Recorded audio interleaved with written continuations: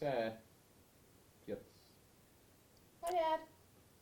Carrie, Bobby, this is April, 12th, Sure. 2014. Mm-hmm. And we're sitting in the living room on the most beautiful day we've had so far. The weather's getting good, spring's on the way, and we just had some visits from people. And Bobby and Carrie have asked me to talk about a personal item about the songs that have affected my life that are memorable. And I'm glad they're asking me that question because certainly songs are a very important part of my life, not only songs but music. And they're always playing in my brain every day. And there's always something going on in my brain that is musical. And it keeps the harmony in life as well, which is important. So what Bobby asked me to do is to relate to the other kids what songs I think were particularly memorable. And he asked me to limit it to 5 when there probably is 500. And the first song I'm going to tell you about is a song called Pequeño Novo. Now, Pequeño Novo is Spanish for little brother. And it became an important song for me. I had just had a little brother. He's not so little anymore. And he's been an important part of my life. But that's not why the song was important, because in those days, every time you went on the air to do a show, you had to use a signature song, a signature piece, so that if you were going to start a show at 4 o'clock, you would ask the guy who was ahead of you to play your intro song, and then you could fade it out at any time and start the regular show, which was programmed with ads and all the things we had to do at WBRU. And I had been asked a year previous to that to screen albums as they were coming in to see if there was anything good that didn't hit the popular charts and that it may be worthwhile having other people listen to. It was a kind of the dirt job at Brew, because who wanted to listen to albums with these cuts?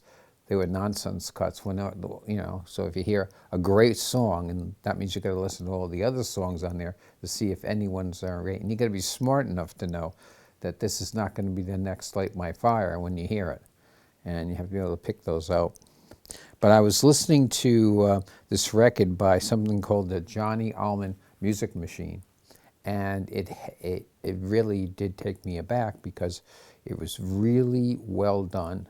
I was into listening to flute music at that time, and a guy named Hubert Laws was the flutist, and Johnny Almond had the jazz band, and it was a great, great song.